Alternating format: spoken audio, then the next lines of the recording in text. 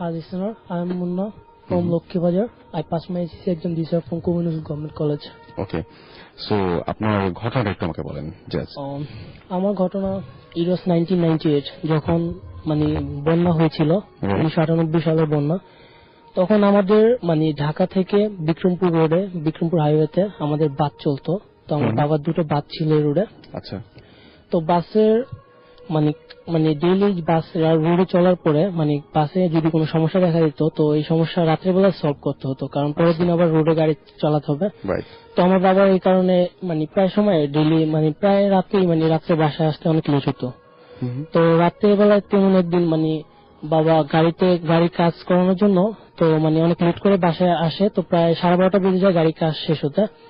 তখন মানে গাড়ির হেল্পার কন্ট্যাক্ট দ্বারা বাবাকে বলে যে আপনার অনেক দেরি হয়ে গেছে, তো আপনি আজকে গাড়িতে থাকেন, কালকে সকালে চলে যান। তো তখন তো মোবাইল ছিল না। সো বাবা বলে না, বাসায় টেনশন করবে, আমি তখন ছোট ছিলাম, আমার মা বাসায়। তো বাবা চলে আসার জন্য রওনা দেয়। তো আমাদের মানে বাস স্ট্যান্ডটা ছিল বাসার কাছাকাছি, কিন্তু তখন বন্যা একটা রোড ছিল শিমুলিয়া ভাঙ্গা, তো লোকজন থানাতে পড়েছে এটা। তো ওই রোডটা ভেঙে যাওয়ার ফলে মানে বাস স্ট্যান্ডটা মানে এটা আমাদের বাসা থেকে অনেক দূরে করা হয়, মানে মাওয়ার ঘাটের এখানে। তো তখন বাস স্ট্যান্ড ওখানে থাকায় ওখান থেকে বাবার বাসায় আসতে প্রায় ওখান থেকে প্রায় 12 কিলোমিটারের মতন মানে দূর আমাদের বাসা থেকে। তো বাবা যখন আসতেছে মানে হেঁটে আসতেছে রাস্তা দিয়ে, তো বাবা অনেক ভয় পাচ্ছে যে অনেক এত রাত করে বাসা যাচ্ছে, তারপর একটু ভয় লাগতেছে। তো আমাদের ওখানে একটা কবরস্থান আছে, 7 ভুয়া কবরস্থান বলে সবাই। তো বাবা প্রায় কাছাকাছি চলে যখন আসে তখন মানে বাবা দেখে যে মানে রোড দিয়ে একটা লোক ওদিকে যাচ্ছে। তো বাবা মানে ভাবে যে হয়তো বা তিনি রাত্র করে কোথাও লোকটা যাইতেছে ওদিকে। পরবর্তীতে আমার বাবা হাঁটতে হাঁটতে তার সাথে একটু পরিচয় হয়, তার সাথে কথা বলে। তো লোকটা বলে যে ওদিকে আমিও ওদিকে যাচ্ছি, আপনি ওদিকে যাচ্ছেন, তাহলে একসাথে চলেন যাই। তো বাবা একটু সাহস পেলো যে মানে একসাথে দুজন যেতে পারবো। তো একসাথে হাঁটতে হাঁটতে আসতেছে। তো আসার পরে এই কবরস্থানের সামনাসামনি আসার পরে তো আসলো, দেখলো যেখানে অনেক আলো জ্বলতেছে, মানে হয়তো বা কাউকে কবর দিতেছে, অনেক আলো ঠালো নিয়ে আসছে। সব গ্রামের লোকজন সব হ্যাচাক বা এরকম ধরনের। তো আমাদের ওখানে মানে বন্যা যতদিন ছিল, যে কয়মাস বন্যা ছিল ততদিন একটা জিনিস হয়েছে কি, মানুষ মারা গেলে রাত্র করে লাশ আর ওদিকে রাখতো না, কারণ তখন গ্রামের বাড়ি যে উঠান গুলা ছিল, উঠান তো পানিতে মানে ডুবে যাওয়ার ফলে ওই মানে রোদের উপরে এনে লাশ দেখা যায় সারা রাত্র, বর্ষার দিন ছিল আবার। তো লাশ আর দেরি না করে পরের দিন সকালের জন্য ওয়েট না করে দেখা গেল সেদিন রাত্রে কবর দেওয়ার জন্য নিয়ে আসছে। মানে ওইখানে গ্রামে হুজুর জায়গা জানা যায় কোন রকম নিজেরা দিয়ে তো কবর দেওয়ার জন্য আনছে। তো লোকটা বলতেছি কি আমার বাবাকে যে তাহলে চলেন ভাই আপনার মানে আমার রাস্তার পাশে আবার ট্রাক রাখা ছিল। তো তারা বুঝলো যে আমার বাবা এবং লোকটা বুঝলো যে হয়তো ট্রাকে করে লাশটাকে আনা হয়েছে। তো লোকটা বলতেছে চলেন কবরের স্থানে যাই, যা দেখি কেউ মারা গেছে, হয়তো বা আপনাদের গ্রাম আমাদের ওদিকে গ্রামের পাশাপাশি কেউ মারা গেছে, তো এখান থেকে একসাথে যাওয়া যাবে, ট্রাকে করে আমরা চলে যেতে পারবো এত দূরে। তো বাবা বলে এত এখন কবরস্থানে ঢুকবো। তো রাস্তার পাশেই যেহেতু কবরস্থানটা ছিল, তো কবরস্থানটা হচ্ছে মানে মেইন রোড থেকে একটা সাব রোড, ওই রোড দিয়ে একটু হাঁটলে তারপরে ওই কবরস্থানে যাওয়া যায়। তো কবরস্থানে আব্বু বলে ঠিক আছে চলে যাই, হয়তো পরিচিত কি হবে, পাশের গ্রামে যেহেতু মারা গেছে লোকটা বলতেছে।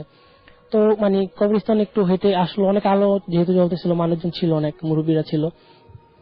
পরে মানে কবরস্থানের গেটের ভিতরে ঢোকার আগে তো যেটা স্বাভাবিক অজু করে ঢুকতে হয়। তো তখন বর্ষা ছিল, রোডের দুই পাশে পানি ছিল, তো ওইখানে একটা ঘাটলার মতো করা ছিল অজু মানে কবরস্থানের গেটের সামনে। তো ঘাটলা কবরস্থানটা নিশ্চয়ই উঁচু জায়গা ছিল, গ্রামের উঁচু জায়গায় হয়ে থাকে। তো পানি ওঠানে কবরস্থানে, তো রাস্তা ডুবে নেই। তো রাস্তার পাশে ঘাটলাতে আমার বাবা মানে উজু করবে, লোকটা উজু করবে, তো আব্বু আগে নামে। তো ঘাটলা তো ছোট, দুজন লোক একসাথে ঘাটলে উঠলে স্বাভাবিক ওঠা যায় না। তো আব্বু আগে উজু করলো, উজু করে দাঁড়ালো মানে রোডে উঠে, আবার লোকটা উজু করার জন্য নামলো। তো আব্বু ভাবলো যে লোকটা উজু করতেছে, তো আমি কবরের ভিতরে ঢুকে যাই, কবরস্থানে যাই দেখি কে মারা গেছে, লোকগুলোর সাথে কথা বলি, মুরব্বীদের সাথে। তো আব্বু ভিতরে চলে আসে, কবরস্থানের লোকটা ওদিকে উজু করতে থাকে। তো আসার পরে দেখলো যে মানে লাশটাকে এখন কবরস্থানে নামানো হবে কবরের ভিতর।